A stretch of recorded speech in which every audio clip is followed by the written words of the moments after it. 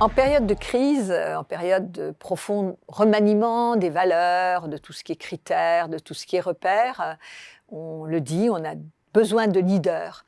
La question qui se pose, c'est que est-ce qu'un leader se réduit à l'innovation et à la vision, ce qui est quand même souvent les ingrédients du bon leadership dans les grandes théories.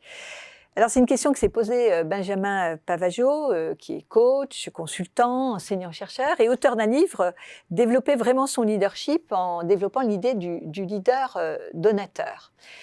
Alors, dans des périodes de crise, Benjamin, est-ce qu'il faut se limiter à la vision, alors qu'on n'a pas d'anticipation au-delà de quelques semaines, à l'innovation, et qu'est-ce qu'on peut proposer de différent, en tout cas dans ce que vous avez observé dans votre large étude sur ces questions-là?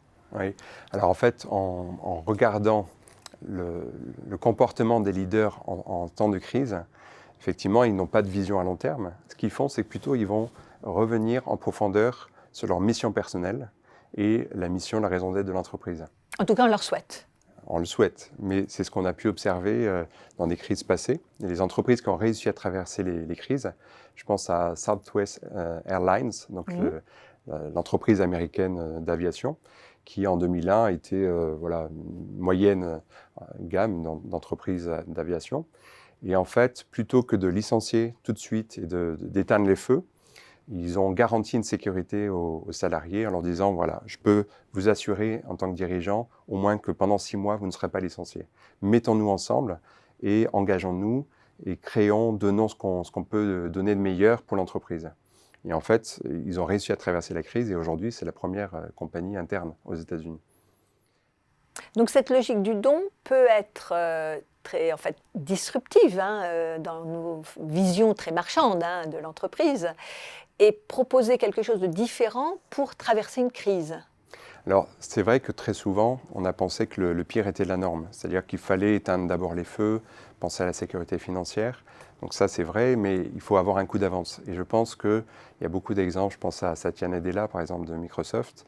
À un moment où l'entreprise était en train de s'effondrer, il a cherché quelle est l'âme, quelle est la mission de Microsoft.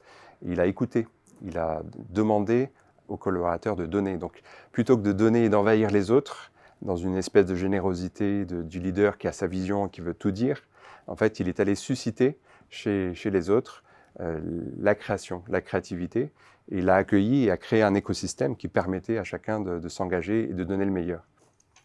Oui, on sort de cette idée toujours plus du même, d'intensifier des modèles qui marchaient avant ou des bonnes pratiques, des soi-disant bonnes pratiques, pour transcender en fait l'entreprise et peut-être aller vers une communauté de personnes. Oui, en fait, j'ai un exemple qui me vient, DTE Énergie, donc c'est une entreprise spécialisée dans l'énergie qui en fait était aussi en forte crise.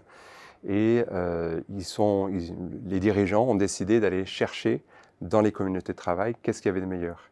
Donc de reconnaître qu'il y avait déjà de la créativité, du don, et de la valoriser, d'en créer une histoire commune, plutôt que d'arriver avec un plan stratégique et d'écraser tout le monde en fait. Et de cette façon, ils ont créé vraiment de la fierté, de la reconnaissance dans l'entreprise, qui a retrouvé son âme, qui est de donner de l'électricité aux médecins, aux hôpitaux, etc. Et ça a créé un engagement très très fort. Et ils ont accepté pendant un temps de donner plus. Ça ne leur a pas été demandé de façon directe, mais en donnant l'occasion de donner, ils se sont sublimés. Alors, on parle beaucoup de bienveillance, de reconnaissance. Avec le don, on est au-delà de ces attitudes, de ces comportements. Alors, si on regarde les grandes études sur le don en anthropologie, on voit que le fait de donner, on transmet une part de son identité. Et quand on reçoit un cadeau, il y a la valeur du cadeau, la valeur marchande, mais la valeur symbolique.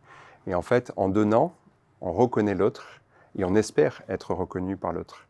Et donc finalement, le don est un vecteur de reconnaissance, de lien entre les personnes au travail.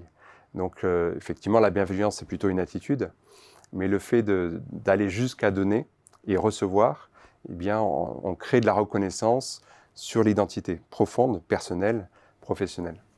Alors, on vit une période où on a une rupture importante, c'est le distanciel, le télétravail, avec cette attente des personnes d'à la fois continuer à faire partie d'une communauté qui est l'entreprise, mais en même temps trouver un équilibre qui était très attendu depuis des années, une conciliation entre vie personnelle et vie professionnelle. Est-ce que cette logique du don peut apporter des réponses à la fois à ces attentes et en même temps à ces difficultés du télétravail?